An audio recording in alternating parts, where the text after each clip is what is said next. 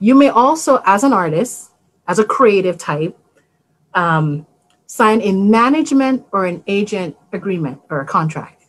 What that means is that, you hear in the music business, I have a manager, my manager is going to represent me. Perfectly fine. A management or an agent agreement is a contract that you as the artist sign with someone to help you manage your business affairs, right? So that person, that agent or that manager might be the one negotiating for you on those royalties, or liaison with your attorney to see what it is that you want. So that person will handle your business affairs. It's sort of like a power of attorney in a way, that you're giving that manager the right to manage you as the artist. But some people, before they even sign with a label, not everyone is an artist and boom, they have a label. You need to have a manager. You need to have, well, I shouldn't say you need to. It's advisable that you have someone within that industry that knows the industry that's going to be able to represent you in that industry, right? So what happens in that point between you as an artist making your very first song and you signing a record deal? What happens in between that space of time, right? This is what we're talking about. You're going to need someone to manage you. And even after that space of time, even after you have a recording contract with a record company, you will have someone who's going to manage your business affairs. It's a manager. So think of yourself as a company. And I always say that. Think of yourself and your business as a company. You need someone who's going to run it. Sometimes the owners run it, and that's fine. Sometimes you get a CEO. Sometimes you get a president. Sometimes you get a general manager. Someone needs to run your business affairs. So you, and I see this too. I've reviewed quite a number of contracts with potential artists where people will approach them because they see they have talent and they see that they can maybe help them.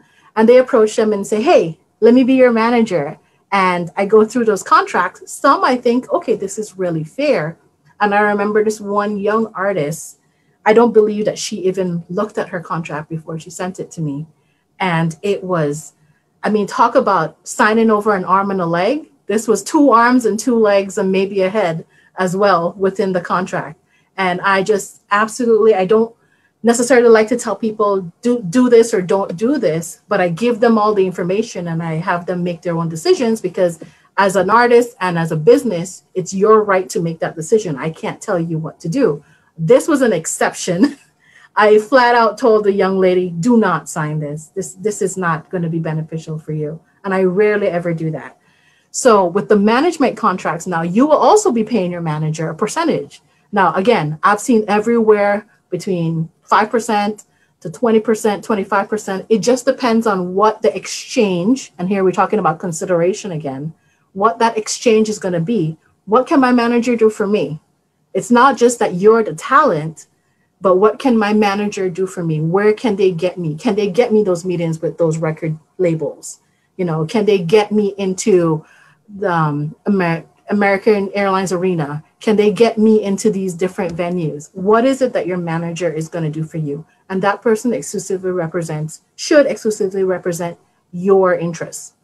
The content on Minding Your Business is for informational and educational purposes only and should not be construed as specific legal advice. This show discusses general legal issues affecting business owners. Opinions of the guests are not necessarily that of the show. If you need assistance with your specific legal issue, please consult with a licensed attorney.